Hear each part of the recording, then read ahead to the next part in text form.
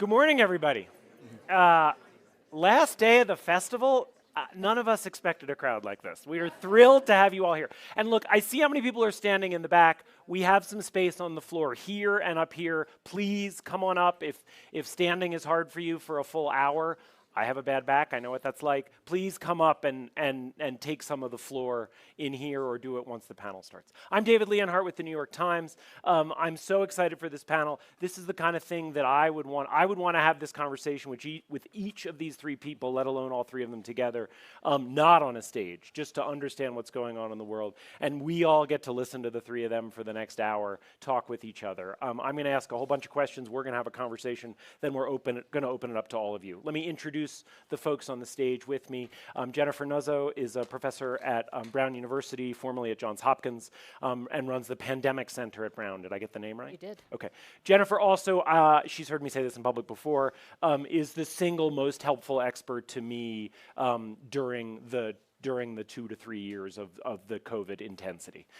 Jennifer is not responsible for the things that I wrote, however. So if I said anything you disagreed with, it wasn't Jennifer's fault. Next to Jennifer is Holden Thorpe, who is the editor-in-chief of the Science family of journals, a former provost at Washington University in St. Louis, a former chancellor at the University of North Carolina, Chapel Hill. And when Holden was at Washington University, he really helped, along with the chancellor there, it's called a chancellor, right?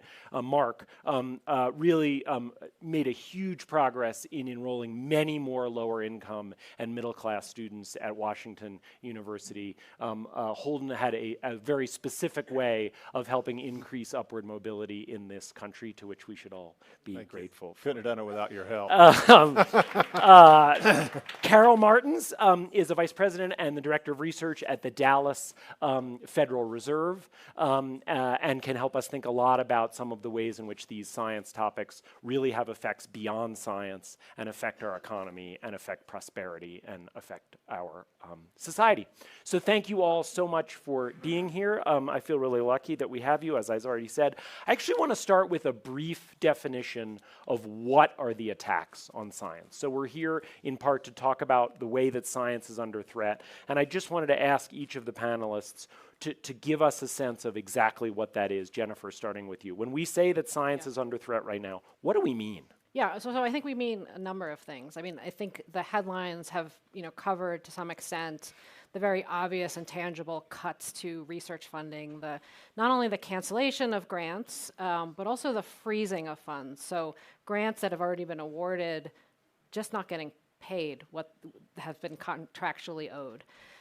Those, I think, have been covered.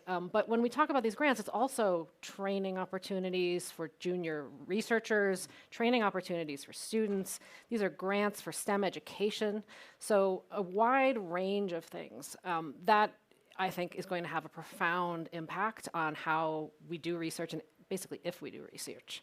There have also been attacks of sort of a political and social nature, and that's not new to this moment. Many of us who worked, I've been working in the pandemic field, the sort of public antagonism towards science and the threats that have come along with that has been happening and that has not ended in this moment. So that's there. I would say all of this together is having, I think, a profound change in terms of the culture of science. And if you think about what science is, it's, that spark of creativity, that spark of ingenuity, that aha moment, and that's really hard to do when you're sitting there wondering, can you pay your postdoc? Can you pay your graduate student? Do you have to move your grant to another institution in order to do it? Are you going to be able to still do it? Are you going to be able to do your grant-funded research in time to be promoted? Are you going to be able to remain in the field? When that cloud hangs over the whole field of science, it's just hard to move forward with the same creativity and innovation and ingenuity that American science has been known for. So I just want to say I think the attacks on science are multiple, and all of those matter. Holden, what do you want to add to Yeah, that's a great summary, but I would add a couple things. So the first is, you hear this thing that people are losing trust in science. Certainly there are many ways in which that is true, but if you look at the polling, actually 77% of Americans still have believed that science is improving the world. And that's much higher than a lot of institutions. Now, there's a partisan divide within that. which has been apparent in many things that we've done. But it's not really rigorously correct to say that all of America is losing trust in science when we're way ahead of many other categories, and the lowest category is elected officials. So, Are you sure? Are you sure we in the media aren't below elected officials? no, it's very close. Yeah. I think the other thing to remember is that, and I'm not taking away any of the problematic things that Jennifer was saying, but it's also very uneven the extent to which funding is being pulled across the country. So the schools in New England that play in a certain conference that doesn't give athletic scholarships are having a lot of their grants taken away. But if you look at the land grants and public universities in the middle of the country, in the South, even in public universities in many blue states, the reductions haven't been nearly as great. And I always tell people as they're processing this, I've been on the road continuously since the inauguration trying to help people process this. And if you go to Virginia Tech, I've been to, or the University of Illinois, Chicago, I went, or LSU, people are still there plugging along, getting their thing done. And that's not to say these same things don't impact that. But I think when you see the high-profile institutions making these cuts, it's important to remember that that is not evenly distributed across the country right now. Now, whether it will be in the future, we don't know, but that's an important thing to keep in mind as you're processing this. Carol, what do you? Yeah. Sorry, Holden. Yeah. Carol, what do you want to add to that? Okay, David. So I'm an economist, so I was hoping to give a couple of numbers behind these Excellent. cuts and put them a little bit into historical context as well. So overall, the federal government in recent years provides about $200 billion in support for research and development. About $50 billion of that goes directly towards basic research, another 50 to applied, and 100 or so to experimental development work. Of that, sort of the biggest chunk goes to the Department of Defense, okay? And then the next second recipient of funding is the NIH. After that, you have NASA, you have Department of Energy, and you have the NSF. So the current proposals that are on the table are really about big cuts to the non-defense funding for agencies such as NIH and NASA and so forth. These cuts that are on the table are of the order of 30 to 40%. Overall, the amount of funding for institutions of higher education is slated to go down by close to 50%. Now, there's a couple of things that are offsetting that. So for research and development funding for defense is scheduled to go up somewhat, so that will somewhat offset the overall decline in funding for research and development. And recent legislation or proposed legislation also creates new incentives for research and development for the corporate sector. Okay, so to the extent, that could be an offsetting effect as well. Overall, there's a big reduction in funding. There's other important aspects of current policy proposals that I think matter a lot for research funding, in particular at academic institutions. One is the proposed cap for indirect cost recovery. So when a researcher gets a grant, a big chunk of that grant goes directly to the university to pay for all kinds of indirect costs. The lights, the heat. The laboratories, the equipment, Yeah. everything that is needed to support. So that typically is ranged from 30 to 7%, so a quite significant chunk of that grant, and the proposal is to cap that at 15%. And then one other thing I want to mention is a proposed change to really tax incentives for academic institutions. The proposal is to significantly raise the tax that academic institutions pay on capital gains from their endowment. And that would just be another thing that would be a serious threat to many research activities at academic institutions. We're about to do math out loud, which is always a little dangerous, but the $200 billion is federal spending on research, correct? That you started That's with. federal only. So that amounts to about 0.75% of GDP. That's already quite low, historically speaking. That funding peaked in the late 60s at about 2% of GDP. And so what we're seeing now is sort of an acceleration of a trend that has been ongoing for several decades of a steady decline as a percentage of GDP and the level of funding supporting research and development. And if you just think about the history a little bit, this really didn't used to be a partisan issue. The president who did the most to increase federal R&D was Dwight Eisenhower. I mean, the amount that it went up under Eisenhower in the 50s was quite amazing, which if you think about a couple things that most of you are probably familiar with, the Sputnik moment, the highway system.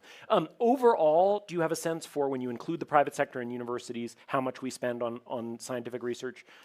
Is it 500 billion? Is it roughly, what is it? Is it 300 billion? So research and development spending by the private sector is I would say, order of 400 or 500. So overall, maybe 2-3% of GDP.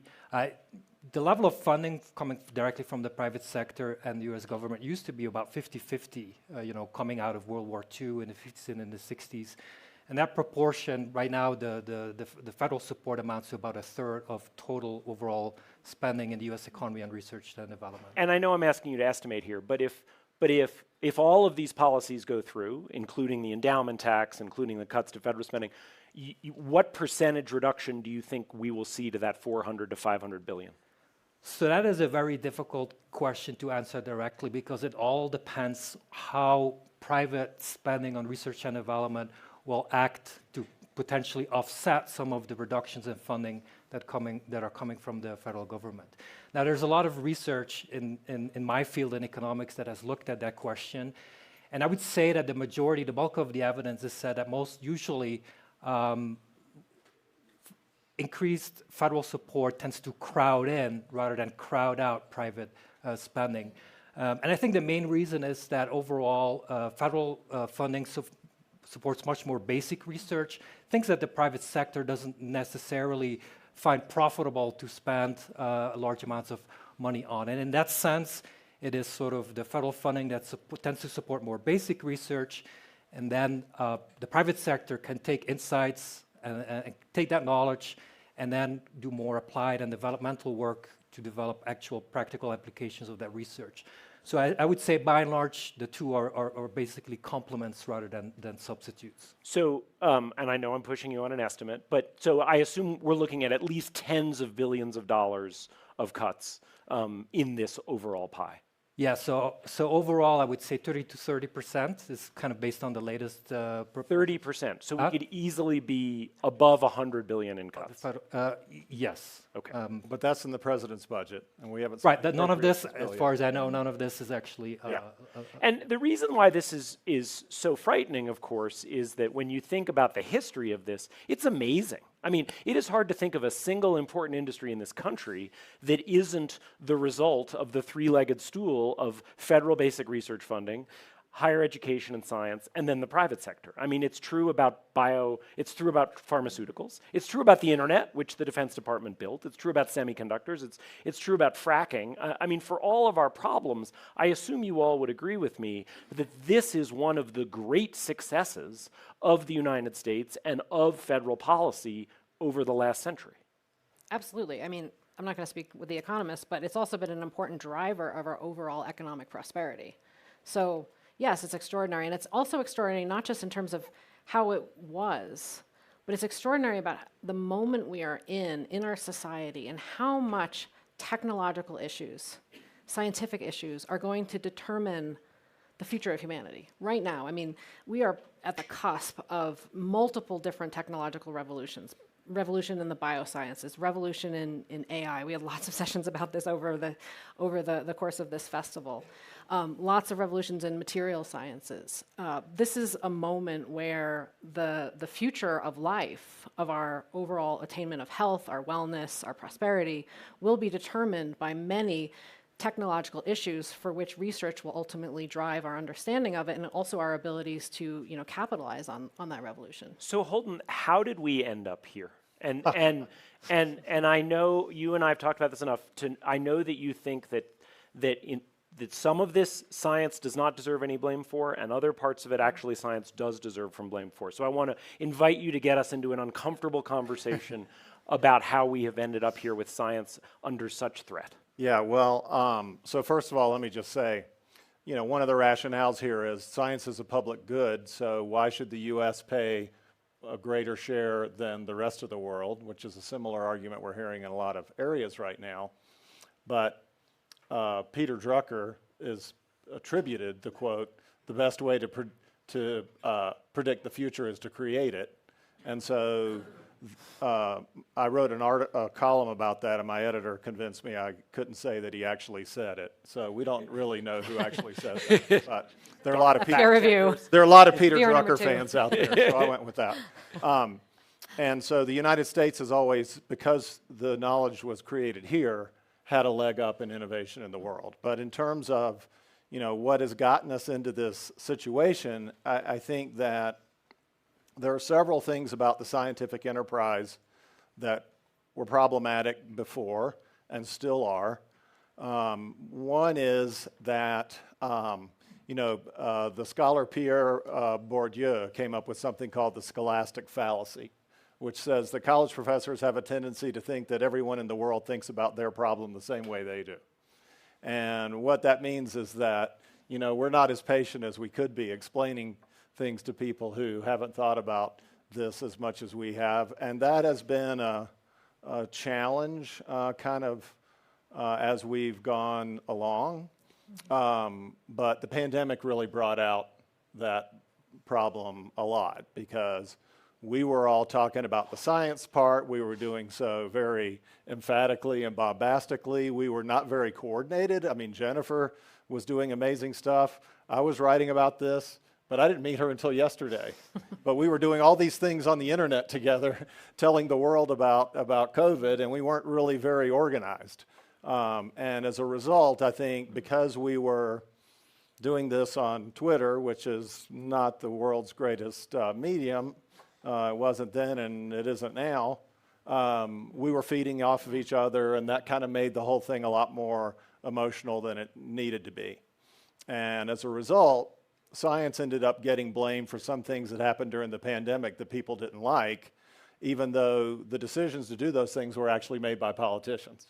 So there are plenty of people who would blame Jennifer and me and another 10 or 15 people for the fact that we had a lockdown, when in fact it was politicians in these places who did that. And that's partly our fault, because if we had hung back a little bit more, then we would have been given the politicians a little more responsibility. I think the last thing that really needs to be improved is that in academic culture, there's such a primacy put on the creation of original knowledge. So in science, that's the people who have the pipettes in their hands. That's the people who are generating scholarly papers. And that is only one part of the scientific enterprise. And it shouldn't be the other parts of the scientific enterprise, like communicating science and working in museums and being a great science teacher and all these other things. Unfortunately, in many areas in academia those people are treated as less important than the people with the pipettes in their hand. Well, guess what? The people with the pipettes in their hand did fine. Those aren't the people that, we did great in the pandemic with them. It's the communication and the understanding, how our knowledge fits in with all other knowledge and many of these other things that we didn't do as well at as we could have. So I want to piggyback off of that. And, as director of the Pandemic Center, I think, there is an important conversation we have to have with the American public about what we got wrong during COVID. But that, I think, is a separate issue from what we're talking about today. And I'm going to say that because you referenced the polling in terms of the high support for scientific research. I just saw a poll that came out yesterday that asked people, do you agree with the federal cuts to science, federal interventions with science? And it is stunning. The vast majority of Americans disagree. The vast majority of Americans want to see increases in scientific research, increases in medical research. That holds across all demographic groups, including educational attainment. So including, I know you like to focus on non-college educated adults. They also want to increase scientific research. And it also holds across political party. It is lower for sure, but it holds. The majority of people want more scientific research. So if we were in this moment where people are like, phooey, you scientists didn't do right by me during COVID, I don't want anything to do with you or anything that you do, that's just not reflected in public sentiment. Yeah, I'm really torn between two explanations, and obviously the answer is both, right? But to me, one explanation is we have an anti-intellectual presidential administration right now that is hostile to all kinds of things that look like science, and is very hostile to parts of society that tend to have more political liberals than conservatives. And a big part of the attacks on science and education are nothing more complicated than what I just described, right? It's whacking places full of liberals, and a lot of the best way for the government to do that is do it through science, because the government doesn't spend $200 billion on history research, right? So they can't whack Harvard that way. And I really do think that's an important part of the story. I also do think there is this background that has made people more susceptible to this, despite the polling, right? They did vote for this administration. Some of it is COVID, and some of it is I painted a really beautiful picture that I believe about what science has done for this country. The biotechnology industry, semiconductors, the internet, fracking, the aviation industry.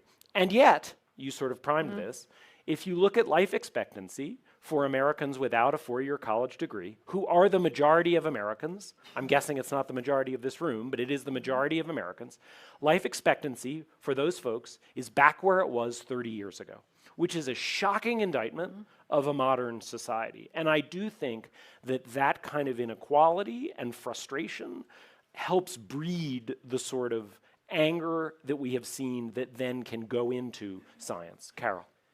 Yes, I would agree with that. Look, I think people want science basically to deliver on three things. One is to save lives. The second is to raise standards of living. And the third one is to create jobs. Now, if you look at sort of the pandemic, I think probably science deserves very high marks for the first one, save lives, but maybe not so much on the other two. And I think, sort of the decline for funding for science predates the pandemic. As I said, it peaked decades ago, and it's been on a steady decline. And I think it's important, so I would offer that maybe science has failed to deliver on each of these three for multiple decades now.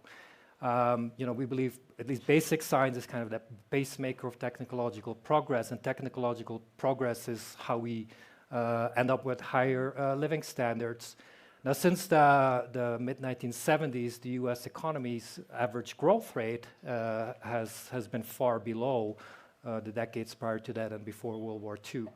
But moreover, as we all know, the overall increase in average income has been spread out very unequally. So I think there's just a large sentiment out there that even though the economy still grows pretty decently over the last decades, those benefits, what science delivers, have not been shared equally. And I think that's possibly explains sort of the waning political support, I think, for science. And so many other institutions, right? I want to ask you all to look ahead a little bit. Carol's already done a little bit of that for us with numbers. Now I want to ask you to do it in a more human way. If we have these kinds of cuts, something on this scale, right? So it could be tens of billions of dollars a year. It could be more than $100 billion a year in cuts to science. What are we looking at losing? What are the kinds of effects? And I'm going to start with Jennifer, because I know you've thought particularly about both future pandemics and about potential bioattacks. Yeah, and I just do want to follow up on that last point about science not serving people. I mean, and just take a very tangible example, which is if you look at life expectancy and what is driving the lack of life expectancy, particularly for non-college educated adults. You look at the leading cause of death, it's like cardiovascular disease, it's substance use, overdoses, et cetera, and you really see a striking change in the life expectancy in non-college educated adults around 2010, 2015, which is really coincides with the opioid crisis. So just to say, so if you think about what are the levers of change to fix those problems, a number of them come down to scientific innovations that took decades to create, Things like, if you think about cardiovascular disease, thinking about the medicines like the GLP-1 agonist, and then think about what is preventing non-college educated people from being able to get those. And that is less about the research, and it's more about our society, our economy, the incredible disparities that we see. So I do think it's important to disentangle these things, because research, science has only so many levers. There are broader policies that have to put those pieces together to make sure that everyone can access the innovations that come out of it. So I just want to say that. That's really important. In terms of the impacts, I mean, I'm someone who works in the field of global health security. So not only do we think about infectious disease emergencies, we also think about them in the context of deliberate events, right? I got my start in public health in the aftermath of September 11th, when for the first time we were thinking of biology being misused by people who intend to do harm. One of the main ways that we deter such things from happening is by taking them off the table, by saying we are not vulnerable to them, because if something were to happen, we could snap into place and make a medical countermeasure, make a vaccine, make a test, make a therapeutic really quickly. If I want to keep myself up at night in terms of what happened over the last 5 years, I think to myself, what if we didn't, within 1 year, have multiple safe and effective COVID vaccines? Like, that, to me, is a nightmare scenario.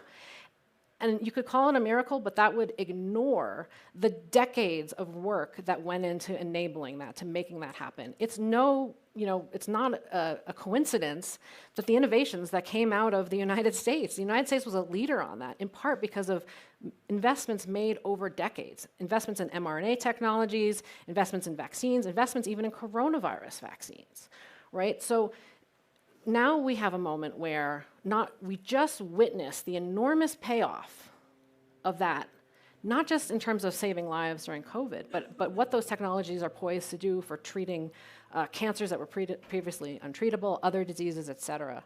And we are saying, no, thank you. We don't want that anymore. Not only will that harm us in terms of multiple potential avenues for cures, but it also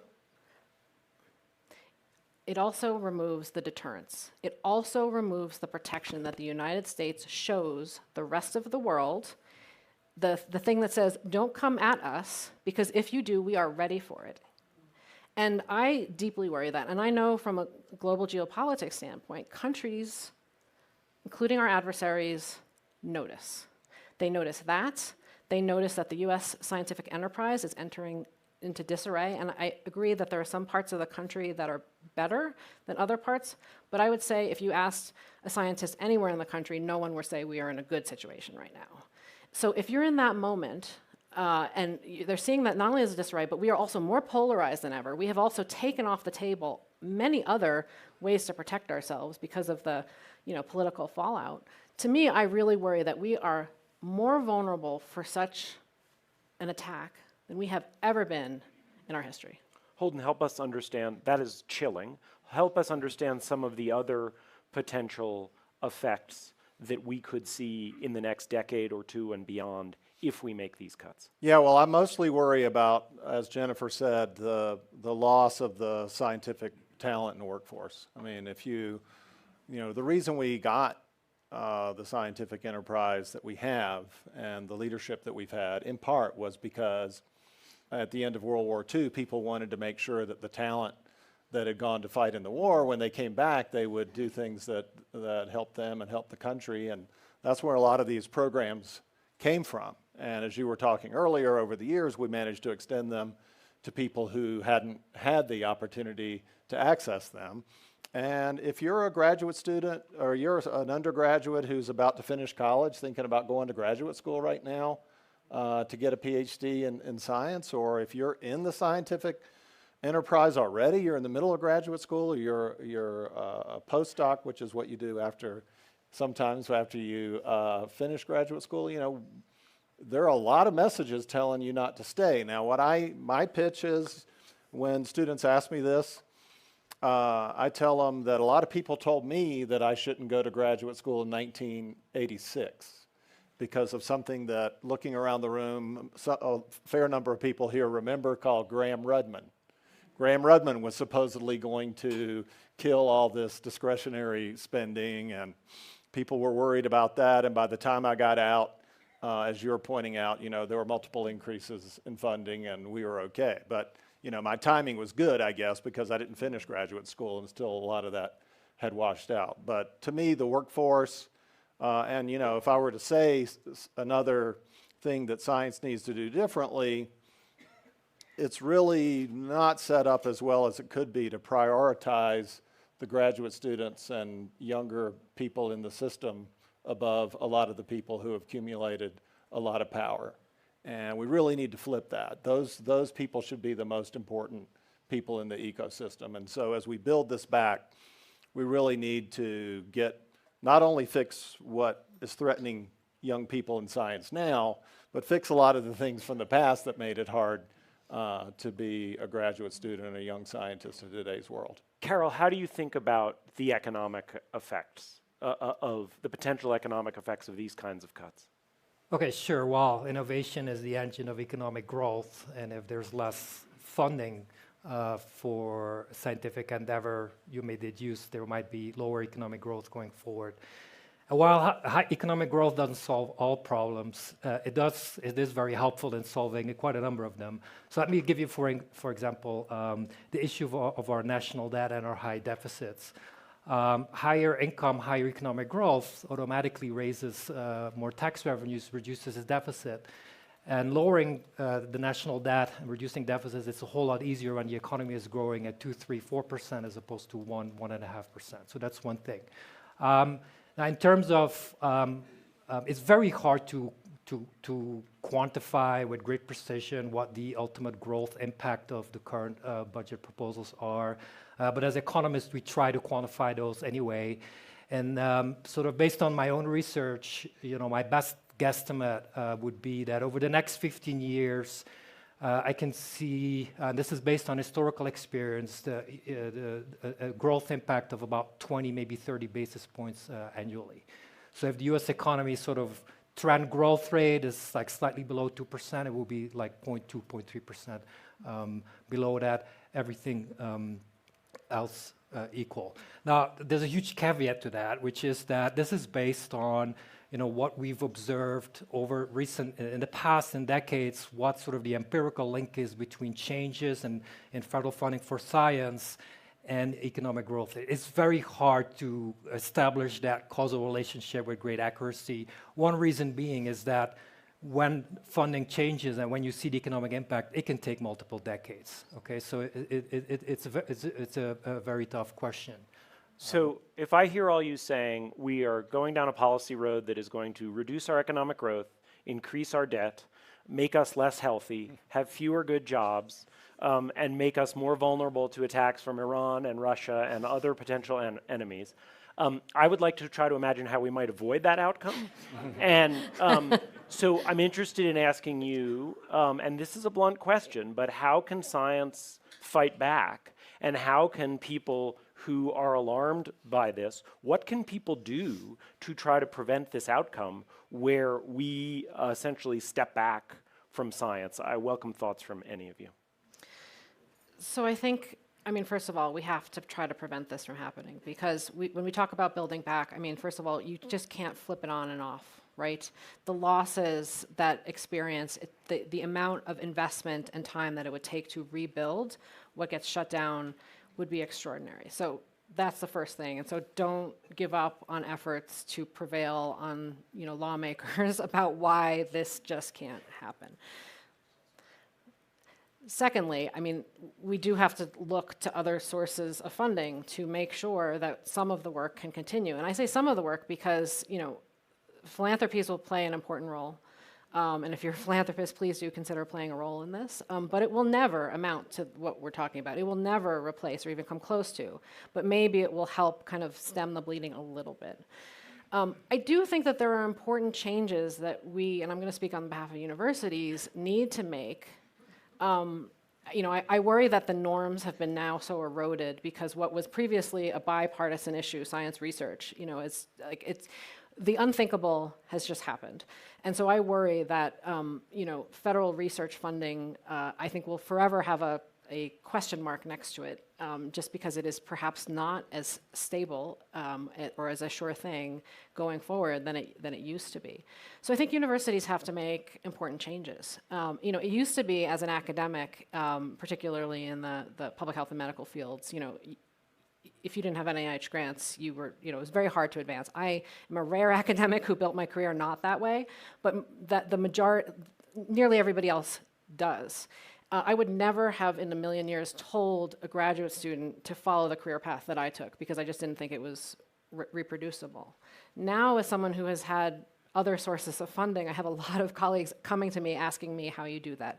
So I do think that academia needs to sort of change and sort of what funding sources it values, and that is important for the promotion of scientists in the field. So to give some value to other sources of funding. I also think a lot of what the people probably want more from us have historically been discouraged, because it is not, if you're in a field that has to raise money to cover every hour of your time, doing things like communicating to the public, engaging with the public, trying to understand what their research priorities are, trying to serve your communities, have your university be seen as a resource to the local community where you are there engaging with them, talking to them, educating them in different ways, et cetera. All of that is not funded. But I think universities have to step up and say that this is important for our survival. This is what we owe democracies. We need to not only enable this, but we certainly take down what had been previously barriers, whereas junior faculty might consider that doing those things were a distraction from the other things for which they were ultimately going to be judged when they are being promoted. So I do think we need to do that. I do think that we need to engage with communities more directly, be seen as a resource, partner with our local governments to provide our analytic power to help them with their problems.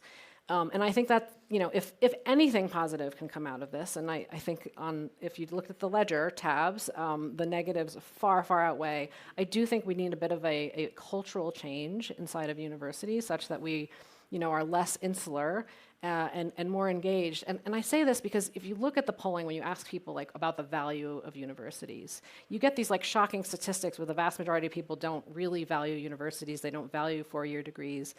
Those perceptions. And this is not the same as the perceptions around science, but the perceptions about the value of universities stands in stark contrast with the actual statistics about the value of the degrees that people get.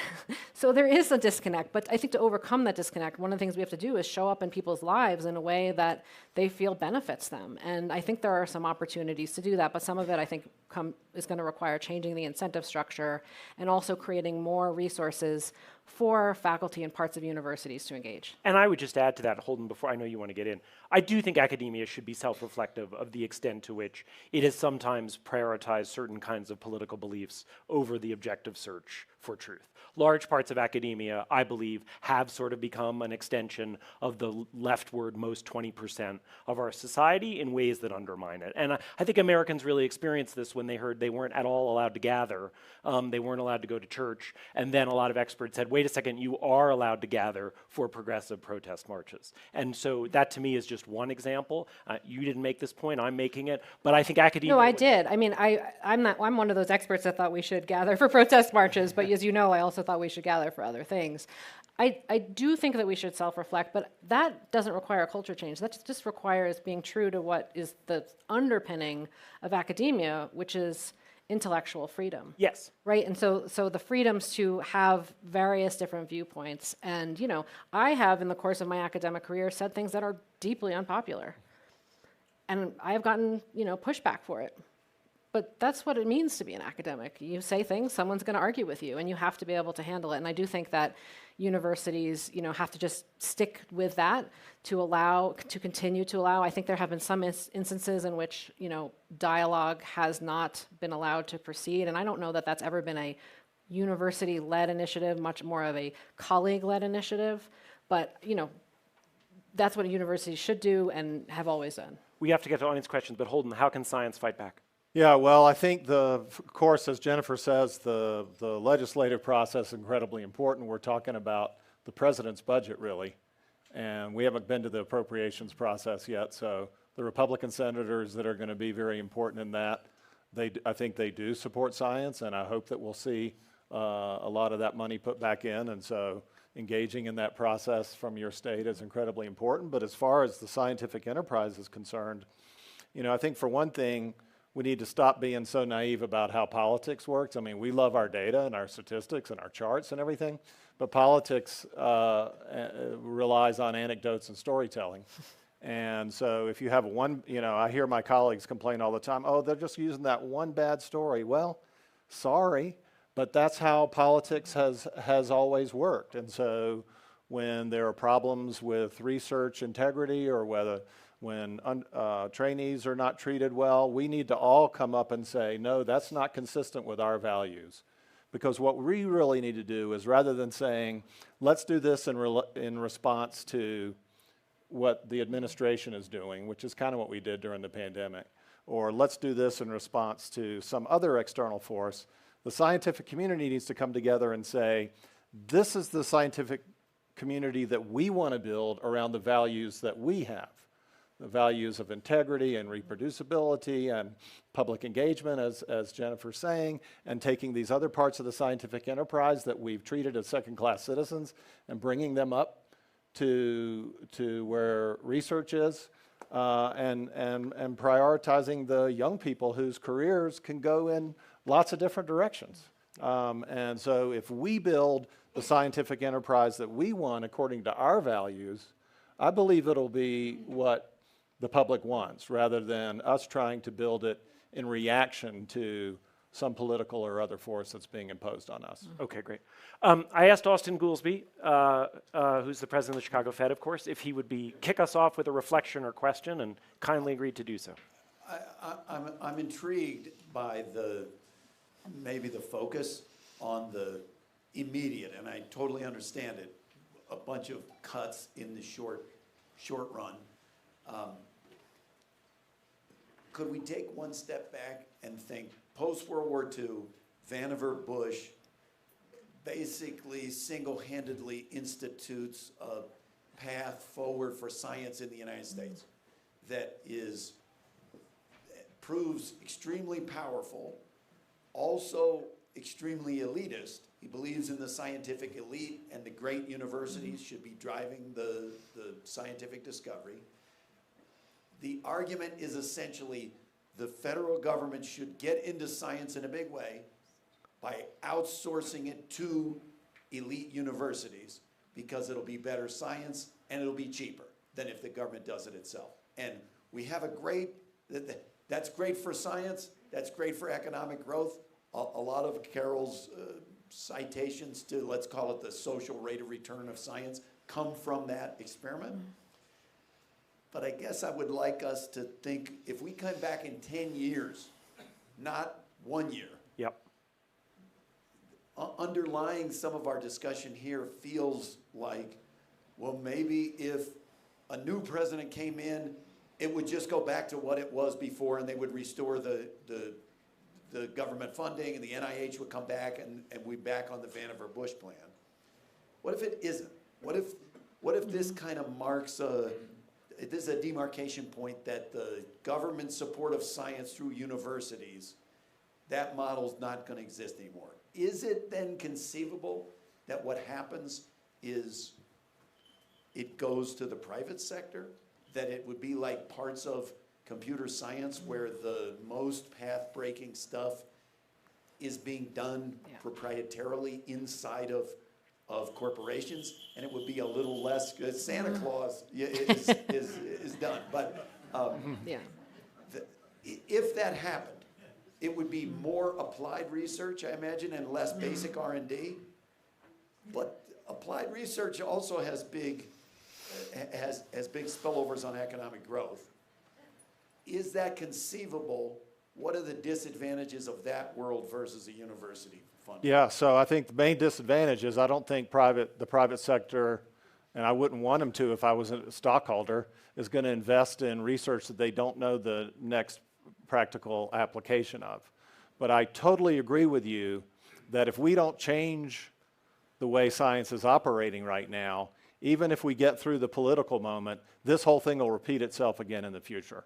And so my calling is to try to get the scientific enterprise to realize that we've got to rebuild it in a way where the research, which is what we've always prioritized, and that's what pays for me to go to the grocery store because I run the most sought after journal, but the research has to be on the same level as the invitation of the American people into what we're doing. And we absolutely have not prioritized that for the last 80 years. And so we've got to rebuild it. And Jennifer's website during the pandemic was a great example of what can be done if we think about this in a way that says, you know, we can't do everything ourselves despite all our degrees and certificates and everything.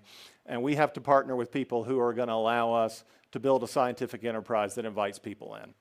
I realize this is naive, but my world of the future would be we go back to the percentage of R&D spending from the Eisenhower years rather than just from, yes, right here. We'll get you a mic. Just one second. Thank you. I'm Bill Oberndorf, and I've been on the board of the University of California, San Francisco for 25 years, along with Diane Morris, and I chaired the board there for 9 years. We are the second largest recipient of NIH grants, $900 million a year. If this goes through as proposed, we will lose $250 million a year of funding. This is existential. What is going to happen? We can think out in the future, but what this appropriation is existential. I just took our chancellor back, spent a day lobbying the handful of Republicans who really understand this. We need to build on that base. You now are before Congress. You're testifying why the cut shouldn't happen. You've got 15 minutes. What are the 3 things each of you is going to say? Okay, I'll ask for one a person, so we can get to a couple other questions. So I think essentially it's very difficult to ask from the corporate sector, the private sector to engage in basic research because it's so risky and the benefits are hard to turn into profits and they occur far in the future. So my argument would be is that the social return for the nation of basic research is really, really large, and it is not something that the private sector easily can step in and make happen. So let me give you one specific example of the Human Genome Project, right, which in the end was $3 billion. It's a significant amount of money, but also not huge. That was actually, a project that was trying to find private financing. And it's very hard to do because once you sequence the DNA, the information is there for everyone to share. And so how do you then actually reap the rewards of a considerable investment like that? And I think, although I agree with Austin that there's a lot of, in terms of development, experimental work that the private sector is probably better at than academic institutions, I think this is an example of investments that I don't think would happen if it wasn't for the public support. And I think the sort of the estimates that economists have of the rates of return of those kind of investments in basic research are just really, really large. Yeah, when I give talks, if I was doing this with PowerPoint, I would have a picture of Bill Murray in Ghostbusters where he says, "Back off, man, I'm a scientist." And this is an example of what not to do. So my one thing would be to say thank you. It's a privilege to get to search the truth. Yes, we're part of this grand thing that's enabling all this stuff, but we're deeply, deeply appreciative of your investment. So I would look at the panel, and I'm going to ask this room here, how many of you or your loved ones have been affected by cancer? How many of you or your loved ones have been affected by dementia? That's just 2, right? How many, so you referenced the Human Genome Project, right? And the advances to genomic science that has resulted from the Human Genome Project that has allowed people to have their cancer tumor sequenced to more specifically target those tumors, thanks to the incredible advances in genomic science that the Human Genome Project helped create. So if you want to see a cure for those hideous conditions in your lifetimes, you should not do this. Because all of those cures hinge on the innovations that come out of research projects, federally funded research, both at federal research institutions, academics. The private sector comes in later. They're an important partner, but they are in the later stages of research and development. They take what the innovative ideas and they translate those into products you can actually ingest or use. If you want to see those cures in your lifetime, you can't turn this off, because the things that are happening today are the cures that are going to be, 5, 10 years. I think that the timeline from the 90s to now, I think that the scientific discovery process is shrinking. So that's what I would say. I asked Ken, longtime leader of Mount Sinai, if he can give us a closing question or thought. Here you go, on your left, Ken. Thank you. Commentary and then a question. We're a hospital that gave birth to a medical school. We're not a university, and we have $500 million in NIH grants. With the cuts that are being proposed, just as you talked about UCSF, it's devastating. It's existential. This is unbelievable that these threats could be happening in our country right now. But I'd like to ask you to focus on something you haven't talked about. So many of our great scientists are immigrants. And the focus that we have on immigration today is also terribly destructive. I want you to comment on what do you think is going to happen unless we can get some bipartisan legislation that allows us to facilitate the immigration of some of the greatest scientists, young people who come to this country. Yeah, I mean, if we're setting out the values that we're going to have a scientific enterprise around, it was an oversight of me not to add welcoming the best talent from all around the world. That has been a hallmark of everything that we have achieved. And to not do that, especially at the time when we're making it harder to become a scientist if you're an American. Wait, do we want more American scientists? Well, we're cutting that off. At the same time, we're cutting off our ability to welcome scientists from around the world. And so science is a public good. We should have people from all over the world here. The number of things that have happened that have been negative because of that are small, and we need to deal with those and thank people for the opportunity to have so many talented people in this country doing science. And we need an immigration system that works. Right, part of the reason we've ended up here is because we had a system that doesn't work, Yeah. and maybe this is a good, hopeful note to end on. I hope that we will get. I hope that I hope we can come out of the Biden administration that went too far on immigration in one direction, and the Trump administration that has gone way too far on immigration in the other, and possibly actually have an immigration bill. And you can start to see some of them bubbling up in Congress. Ruben Gallego has offered one that both allows us to control our system as we have to, and allows for the incredible influx of talent that Ken is calling for. Please join me in thanking our panelists. Thank you. Great work. This is great.